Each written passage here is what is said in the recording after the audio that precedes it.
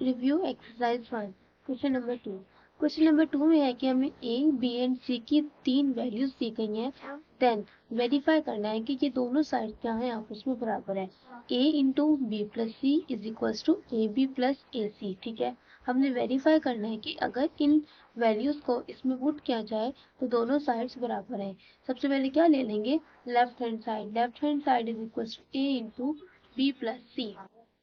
ठीक है, a क्या है 3/2, b क्या है 5/3 एंड c क्या है 7/5। a की जगह पे a की वैल्यू पुट कर देंगे इंटू b की जगह पे b की वैल्यू आ जाएगी प्लस c की जगह पे क्या आ जाएगा 7/5। ठीक है, इस b प्लस c का मतलब है पहले हमने इस ब्रैकेट को सॉल्व करना। ठीक है, 3/2 बाहर एज इट इज रहेगा। ठीक है, अब ये दोनों टर्म्स फ्रैक्शन में है, इनके दरमियान में प्लस का साइन है, तो क्या करेंगे नीचे 5 और 3 का ले लेंगे एलसीएम। 5 1 जा 5, 3 एज इट इज, 3 1 जा 3, 5 3 जा 15। हमारे पास एलसीएम क्या आ गया 15। यहाँ क्या लिखेंगे 15। 15 को 5 पे डिवाइड करते हैं तो क्या आता है 3। 7 को 3 से मल्टीप्लाई कर देंगे, 15 को 3 पे डिवाइड करेंगे तो क्या आता है 5। तो इस ऊपर वाली टर्म को 5 से मल्टीप्लाई कर देंगे। 5 5 सा 25 प्लस 7 3 सा 21, 3/2 एज इट इज। 25 प्लस 21 कितना हो जाता है 46/15। 3/2 मल्टीप्लाई बाय 46/15। क्या ये टर्म्स आपस में कैंसिल होती हैं? यस। 3 1 सा 3, 3 5 सा 15, 2 1 सा 2, 2 2 सा 4, 2 3 सा 6। क्या हो जाएगा 23 1 सा 23/5 1 सा 5। ये हमारी क्या आ गई है लेफ्ट हैंड साइड। ठीक है, अब हम मालूम कर लेते हैं right hand side. Right hand side is equal to A B plus A C. ठीक है, ए और बी को मल्टीप्लाई करना है, ए और सी को मल्टीप्लाई करना है। यहाँ से क्या आ जाएगा 3/2 इंटू बी 5/3 प्लस ए क्या है 3/2 मल्टीप्लाई बाय सी 7/5। पहले हम इन दोनों को सॉल्व करेंगे, यहाँ से इन दोनों को सॉल्व करेंगे, एंड में दोनों के आंसर्स को प्लस कर लेंगे। ये 3 3 से कैंसिल, यहाँ पे क्या रह जाएगा 5/2 प्लस 3 7 सा 21/5 2 सा 10। ठीक है, अब क्या करेंगे दरमियान में प्लस है, टर्म्स फ्रैक्शन में एलसीएम ले लेंगे। 10 और 2 का एलसीएम ले लेते हैं। 2 1 सा 2, 2 5 सा 10, 5 1 सा 5, 5 2 सा 10। ठीक है, तो हमारे पास एलसीएम क्या आ गया 10। तो 10 को 2 पे डिवाइड करेंगे तो कितना आता है 5। ऊपर वाले नंबर को 5 से मल्टीप्लाई करेंगे, 5 5 सा 25 प्लस 10 को 10 पे डिवाइड करेंगे 1, 21 को 1 से मल्टीप्लाई किया 1 एज इट इज आ गया। इन दोनों को प्लस कर लेते हैं, क्या हो जाता है 46/10। तो ये दोनों टर्म्स 2 के टेबल पे कैंसिल हो सकती है गैस। 2 5 सा 10, 2 2 सा 4, 2 3 सा 6 विच इज इक्वल टू 23/5। ये हमारी क्वेश्चन नंबर 2। यहाँ क्या लिख दिया a into B plus c, और यहाँ से हमने क्या कैलकुलेट किया a B plus A c from 1 and 2 left hand side is equal to right hand side. इसी तरह से हमारा सेकंड पार्ट है a plus b into c is equal to a c plus b c. पहले क्या कर लेंगे left hand side ले लेंगे, क्या है a प्लस बी इंटू सी। ए की वैल्यू कितनी है 3/2 प्लस बी कितना है 5/3 इंटू सी, सी कितना है 7/5। पहले इसको सॉल्व कर लेंगे, 3 और 2 का एलसीएम लेंगे कितना आएगा 6। ठीक है, अब 6 को 2 पे डिवाइड करना है तो कितना आता है 3, 3 3 जा 9 प्लस 6 को 3 पे डिवाइड करते हैं तो क्या आएगा 2। उस 2 को हमने 5 से मल्टीप्लाई कर देना है, 5 2 जा 10 इंटू 7/5। 10 और 9 को प्लस किया कितना बन गया 19/6 मल्टीप्लाई बाय 7/5। का ये टर्म्स आपस में कैंसिल होती हैं? नो। इनको मल्टीप्लाई करके आंसर लिख लेंगे। 6 5 जा 30, 133। ठीक है, ये हमारी क्या आ गई है लेफ्ट हैंड साइड। हमने क्या कैलकुलेट कर लिया, ए प्लस बी इंटू सी। अब चलते हैं राइट हैंड साइड की तरफ। राइट हैंड साइड है ए c plus b C. A क्या है 3/2 इंटू सी की वैल्यू है 7/5 प्लस बी की वैल्यू कितनी है 5/3 इंटू सी की वैल्यू कितनी है 7/5। इन दोनों टर्म्स को मल्टीप्लाई करना है, यहाँ से इन दोनों टर्म्स को मल्टीप्लाई करना है। 3/2 multiply by 7/5 plus 5/3 multiply by 7/5। ये 5 से कैंसिल, 7 3 ज़ा 21, 5 2 ज़ा 10, 7 1 ज़ा 7, 3 1 ज़ा 3। ठीक है, 10 और 3 का ले लेंगे एलसीएम। 10 और 3 का एलसीएम लिया तो कितना आ गया 30। 30 को 10 पे डिवाइड करेंगे तो क्या आएगा 3। 21 को 3 से मल्टीप्लाई कर दें 63 प्लस 30 को 3 पे डिवाइड करेंगे तो क्या आता है 10। तो इस ऊपर वाले टर्म को 10 से मल्टीप्लाई कर देंगे। 10 7 ज़ा 70। इन दोनों को प्लस किया तो कितना बन गया 133/30। तो ये वाली साइड हमने क्या कैलकुलेट कर ली, इसको कह देंगे 2। इक्वेशन 1 एंड 2 को देखा जाए तो दोनों साइड आपस में इक्वल है। यस, तो यहाँ क्या लिख देंगे फ्रॉम 1 एंड 2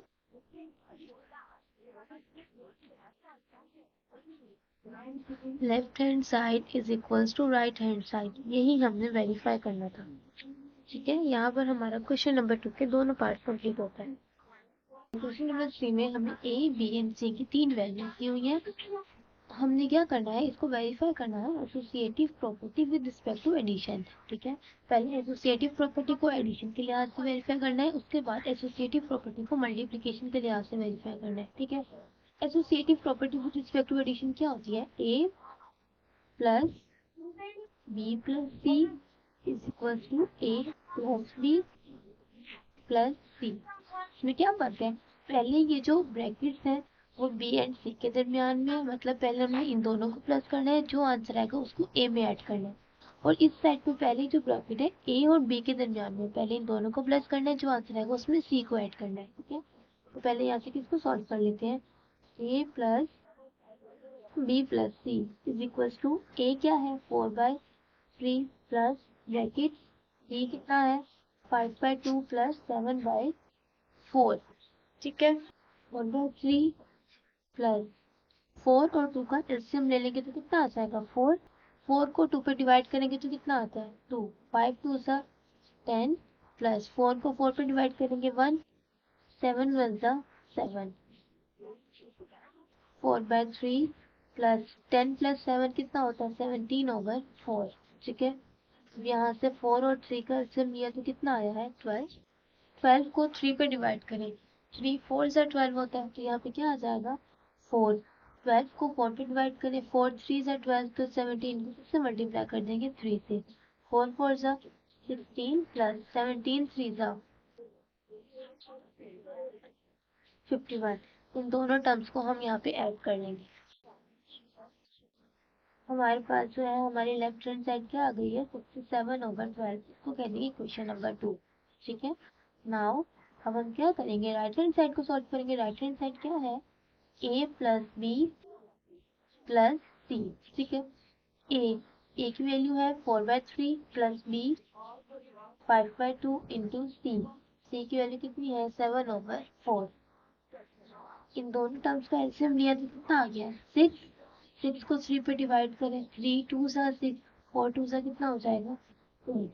6 को 2 पे डिवाइड किया 2 3 सा 6, तो ऊपर वाली टर्म को 3 से मल्टीप्लाई कर दिया 5 3 सा 15 प्लस 7/4। 15 और 8 को ऐड करेंगे तो कितना बन जाएगा 23/6।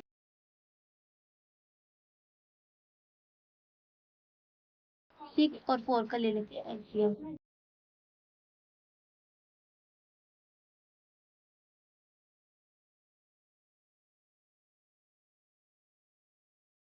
2 2 सा 4, 4 3 सा 12, तो हमारा एलसीएम यहाँ से कितना आ गया 12। 12 को 6 पे डिवाइड करेंगे तो क्या आंसर मिलता है 2। 6 2 से 12 होता है, तो 23 को हमने 2 से मल्टीप्लाई कर दिया। 12 को 4 से डिवाइड करेंगे तो कितना आंसर मिलता है 3, तो उसी 3 को हमने 7 से मल्टीप्लाई कर दिया। 23 को 2 से मल्टीप्लाई कर देंगे तो कितना हो जाएगा? 2 3 जा 6, 2 2 जा 4, 46 प्लस 7 3 जा 21। इन दोनों टर्म्स को ऐड कर लो, कितना बन जाएगा? 67/12। ये हमारी इक्वेशन नंबर 2। क्या हमारे दोनों साइड्स बराबर रहेंगे? तो हम यहाँ क्या लिख देंगे?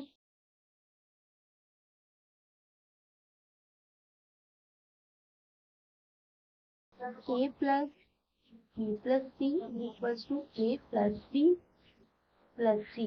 हमने इसको वेरीफाई कर दिया, क्या लिखेंगे? वेरीफाइड। ठीक है। अब सेकंड पार्ट में हमने एसोसिएटिव प्रॉपर्टी को वेरीफाई करना है with respect to multiplication. Associative property with respect to multiplication क्या होती है? a into B C is equals to A B into C. ठीक है। सबसे पहले हम लेफ्ट हैंड साइड को सॉल्व कर लेते हैं। a into B C, A क्या है? 4/3 इंटू बी सी, बी है 5/2 मल्टीप्लाई 7/4। कोई टर्म्स कैंसिल होती है? नहीं। 5 7 से कितना हो जाएगा? 35/4 2 सा 8। इन दोनों को मल्टीप्लाई कर लेंगे।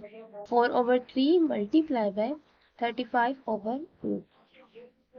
4 1 जा 4, 4 2 जा 8, 35 1 जा 35, 3 2 जा 6। ये बनती है हमारी लेफ्ट हैंड साइड। ये हमारी लेफ्ट हैंड साइड आ गई। ठीक है। अब हम सॉल्व करेंगे right hand side. A B into C. पहले आप ए और बी को मल्टीप्लाई करना है, इसका जो आंसर आएगा उसको सी के साथ मल्टीप्लाई करना है। ए क्या है? 4/3 मल्टीप्लाई बाय बी 5/2 टू सी, सी कितना है? 7/4। 2 1 जा 2, 2 2 जा 4, 5 2 जा 10/3 1 जा 3 मल्टीप्लाई बाय 7/4। क्या ये दोनों टर्म्स टू के टेबल पे कट हो सकती हैं? 2 2 जा 4, 2 5 जा 10, 5 7 जा 35/3 2 जा 6। यही हमारी लेफ्ट हैंड साइड आई थी। सेम क्या लिखेंगे? A B into C equation number 2 from 1 and 2। a into B C is equal to A B into C. ठीक है। ये हमने क्या कर दिया? Hence verified. यहाँ क्या लिखेंगे? Hence verified. क्वेश्चन नंबर 4 है, इज 0 आर रैशनल नंबर? हमने बताना है क्या 0 एक रैशनल नंबर होता है। अगर 0 रैशनल नंबर है फिर हमने उसको एक्सप्लेन भी करना है। ठीक है। सबसे पहले हम लोग ये अपने माइंड में रिवाइज कर लेते हैं कि रैशनल नंबर्स होते क्या हैं। रैशनल नंबर्स वो नंबर्स जिनको हम p बाई क्यू की फॉर्म में लिख सकते हैं। ठीक है। तो क्या हम 0 को p बाई क्यू की फॉर्म में लिख सकते हैं? वो नंबर्स जो p बाई क्यू की फॉर्म में हो वो रैशनल नंबर्स होते हैं। ठीक है।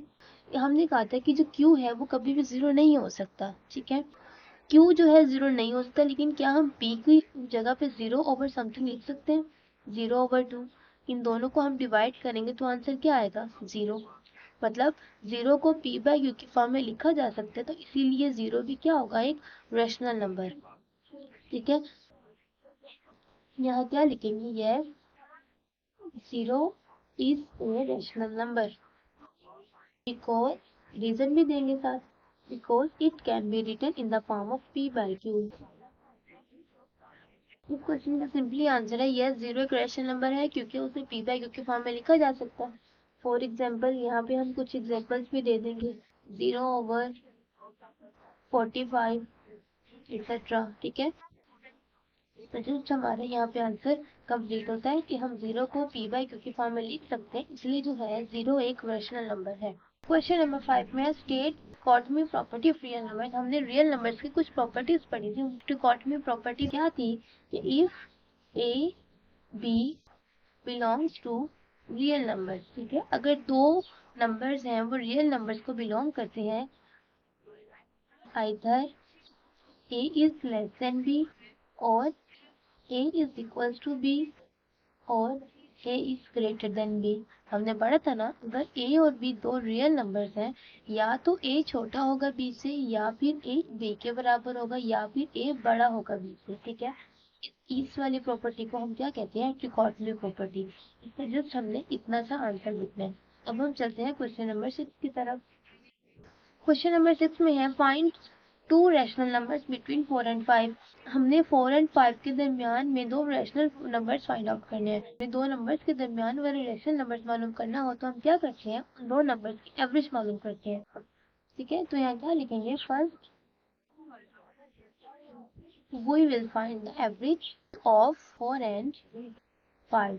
क्या करेंगे, 4 एंड 5 की एवरेज कैलकुलेट करेंगे। 4 को 5 में ऐड करने के बाद 2 पर डिवाइड कर देना, ठीक है। 4 और 5 कितना होता है, 9/2, ठीक है। तो हमारा पहला रेशनल नंबर क्या आ गया, 9/2। थर्ड,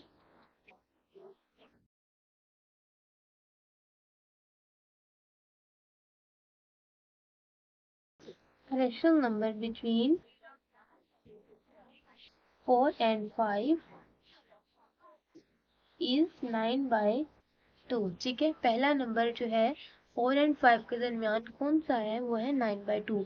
हमने दो रेशनल नंबर फाइंड आउट करने हैं, तो है क्या करेंगे, 4 another rational number, we will find the average of. अब हम एवरेज किसकी कैलकुलेट करेंगे, 9/2 की और 5 की। 9/2 एंड 5 कैसे कैलकुलेट करेंगे एवरेज, इन दोनों को प्लस करके 2 पर डिवाइड कर देंगे। 9/2 + 5/2, नीचे 2 एज इट इज रहेगा। यहाँ से डिनोमिनेटर में 2 है, 2 का ले लेंगे LCM, 9 as it is plus 2 5 10। 10 + 9 कितना हो जाएगा, 19/2 ओवर 2। 19 ओवर, ये 2 डिनोमिनेटर में है, इस डिनोमिनेटर वाले 2 से आके क्या हो जाएगा, मल्टीप्लाई। तो ये कितना बन जाएगा, 19/4। तो हमारे पास जो दूसरा रेशनल नंबर है वो कौन सा आ गया, 19/4। यहाँ क्या लिख देंगे, thus the two rational numbers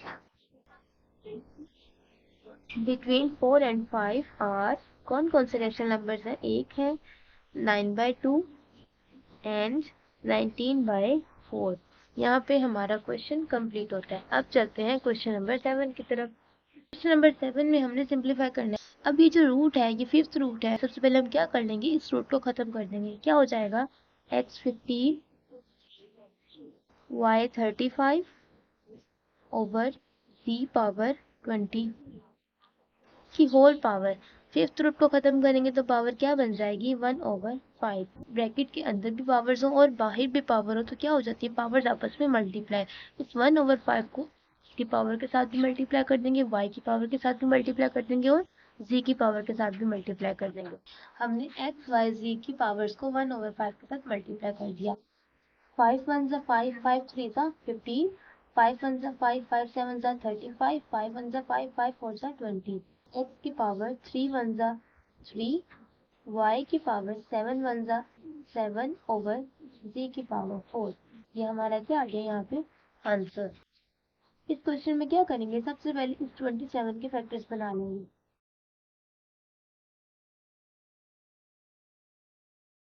3 9 जा 27, 3 3 जा 9, 3 1 जा 3।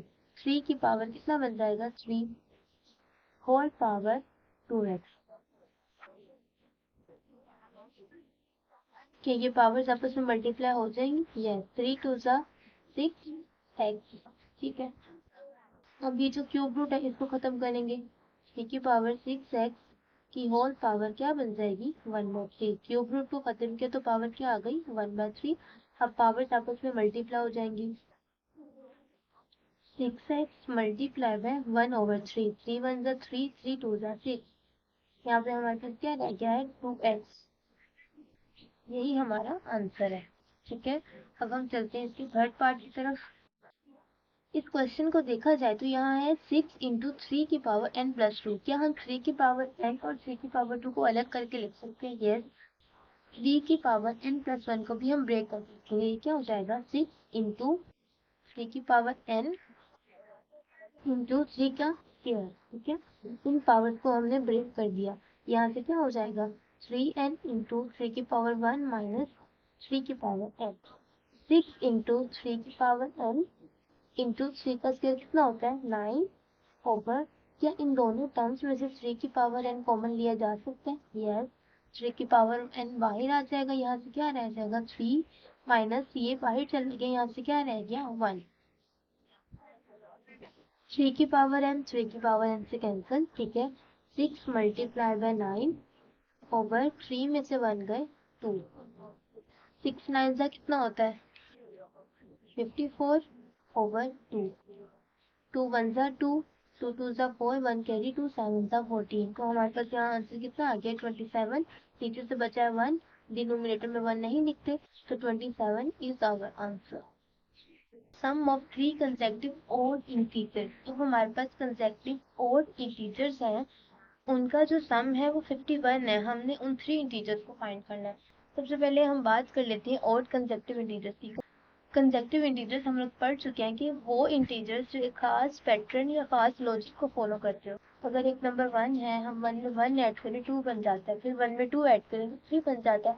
अब वो बात कर रहे हैं, आपने लेनी है सिर्फ ओड इंटीजर। सपोज कर लेते हैं हमारे पास जो पहला इंटीजर है ना ओड, वो 1 है। और ओड नंबर क्या होते हैं, वो नंबर जो 2 के टेबल पर डिवाइड नहीं हो सकते, उनको ओड इंटीजर्स बोलते हैं, ओड नंबर्स बोलते हैं।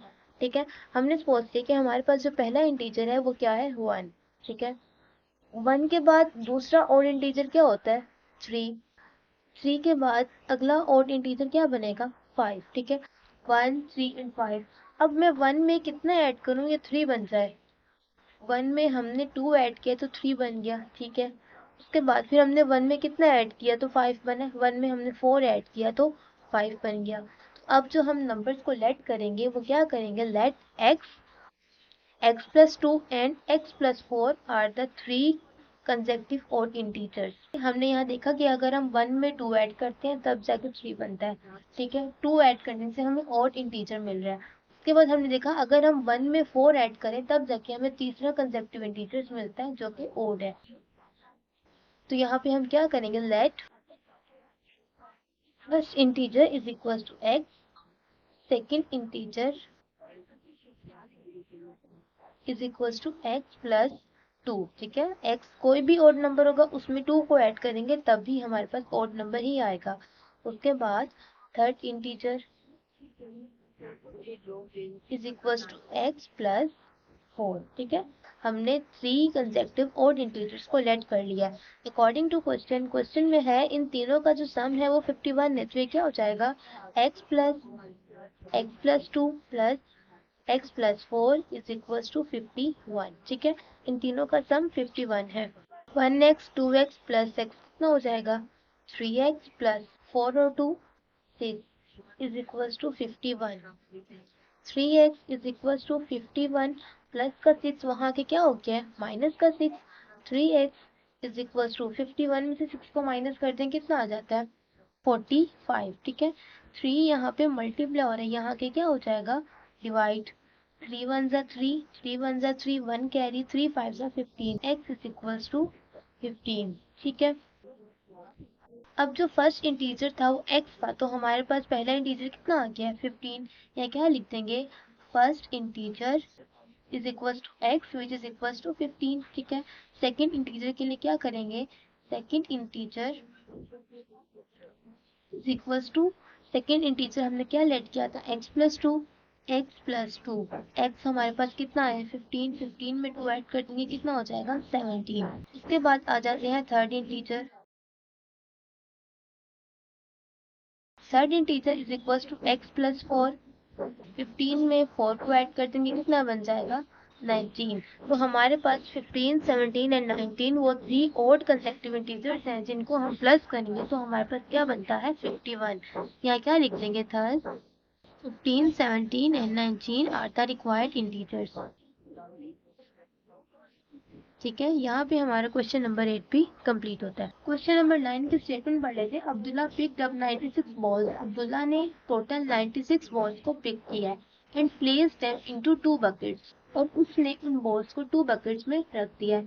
One bucket has 28 more balls than the other bucket. वो कह रहे हैं एक बकेट में ना 28 बॉल्स ज्यादा है दूसरी बकेट की निस्बत। How many balls were in each bucket. अब हमने बताना है कि हर बकेट में टोटल कितनी बॉल्स आई है। ठीक है, सबसे पहले क्या लिख लेंगे, टोटल बॉल्स कितनी है 96।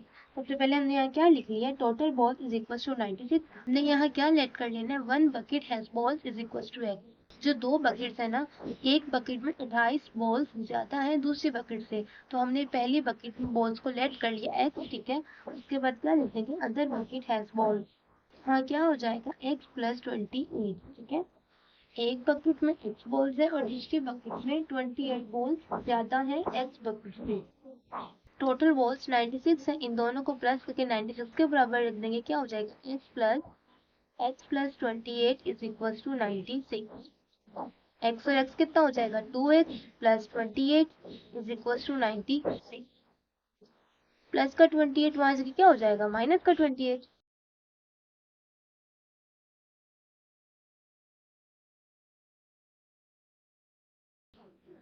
टू यहाँ मल्टीप्लाई हो रहा है, वहां से क्या हो जाएगा डिवाइड। 2 1 ज़ा 2, 2 3 ज़ा 6, 2 4 ज़ा 8। तो हमारे पास x का आंसर कितना आ गया है 34। One bucket has balls x, तो हमारे पास पहली बकेट में कितनी बॉल्स हैं 34। या हमने क्या लिख देना है first one bucket has balls is equal to x is equal to 34। ठीक है, इसके बाद क्या लिख देंगे अदर बकेट हैज बॉल्स में x प्लस 28। x कितना है 34, 34 प्लस 28 कितना हो जाएगा 62। पहली बकेट में 34 बॉल्स है और दूसरी बकेट में 62 बॉल्स। इन दोनों बॉल्स को जब हम प्लस करेंगे तो हमारे पास टोटल बॉल्स 96 बन जाएंगी। क्वेश्चन नंबर 10 में Salma invested ₹3,50,000 in a bank. Salma ने बैंक में इतने रुपए इन्वेस्ट किए which paid simple profit at the rate of 7.14%। ठीक है, जिस पर उसे इतना जो है प्रॉफिट मिला पर एनम मतलब एक साल के हिसाब से। आफ्टर 2 ईयर्स 2 साल बाद द रेट वाज इंक्रीज, 2 साल बाद रेट को बढ़ा दिया गया कहाँ तक 8% तक। Find the amount she had at end of the 7 years. तो हमने बताना है कि उसे 7 साल बाद जो है वो कितनी अमाउंट उसे मिली। ठीक है, सबसे पहले क्या आ जाएगा फॉर फर्स्ट 2 ईयर्स, पहले 2 साल के लिए जो उसका प्रिंसिपल अमाउंट इतना था। ठीक है, और उसका रेट इतना था। Principal is equal to ₹3,50,000। यहाँ पे रेट कितना दिया हुआ 7 होल 1/4%। ठीक है, इसको सॉल्व कर लेते हैं। 7 को 4 से मल्टीप्लाई कर दें, 7 4 जा 28, 28 में 1 को ऐड करने कितना बन जाएगा 29/4%। परसेंटेज को खत्म करने के लिए क्या करेंगे 100 पे डिवाइड कर देंगे। इसको सॉल्व किया तो हमारे पास ये रेट बन गया। तो हमारे पास रेट कितना आ गया है 0.0725। यहाँ पर जो हमें टाइम दिया हुआ है वो कितना दिया हुआ है 2 ईयर्स का। सबसे पहले हम इंटरेस्ट 1 मालूम कर लेंगे। इंटरेस्ट 1, ठीक है, तो पहले 2 सालों के लिए उसको कितना इंटरेस्ट मिल रहा है, क्या हो जाएगा P multiply by R multiply by T। ठीक है, P से क्या मुराद है प्रिंसिपल, R से मुराद है रेट और T से टाइम। प्रिंसिपल कितना है 3,50,000 मल्टीप्लाई बाय आर, आर कितना है 0.0725 मल्टीप्लाई बाय टी, टाइम कितना है 2। इन तीनों का आपसे मल्टीप्लाई कर लेंगे तो हमारे पास आंसर क्या आ जाएगा ₹50,750। ठीक है, यहाँ से हम पहले कैलकुलेट कर लेंगे total amount. Total amount calculate करने के लिए क्या करेंगे प्रिंसिपल अमाउंट में जो हमारे पास इंटरेस्ट आया है उसको ऐड कर देंगे। प्रिंसिपल अमाउंट कितनी थी 3,50,000 प्लस इंटरेस्ट कितना आया है 50,750। इनको प्लस कर लेंगे तो हमारे पास टोटल अमाउंट कितनी बन गई है।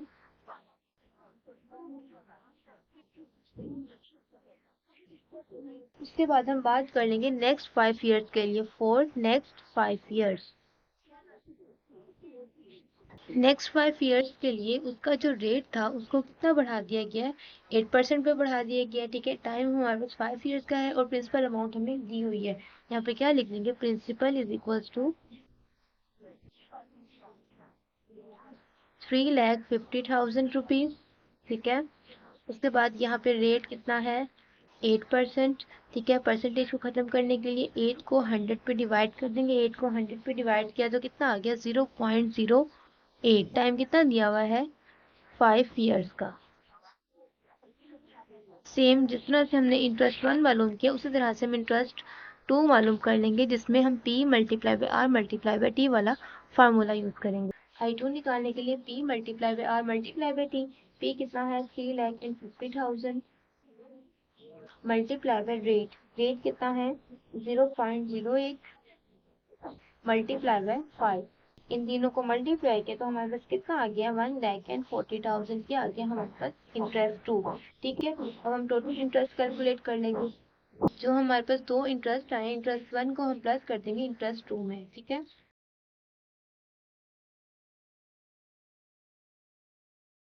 प्लस कर देंगे तो कितना आ जाएगा रुपीज 5,40,000 एंड 750। ठीक है, ये हमारे पास यहाँ पे टोटल इंटरेस्ट आ गया है। ठीक है, यही हमारे क्वेश्चन का आंसर है। यहाँ पे हमारी रिव्यू एक्सरसाइज 1 भी कंप्लीट होती है।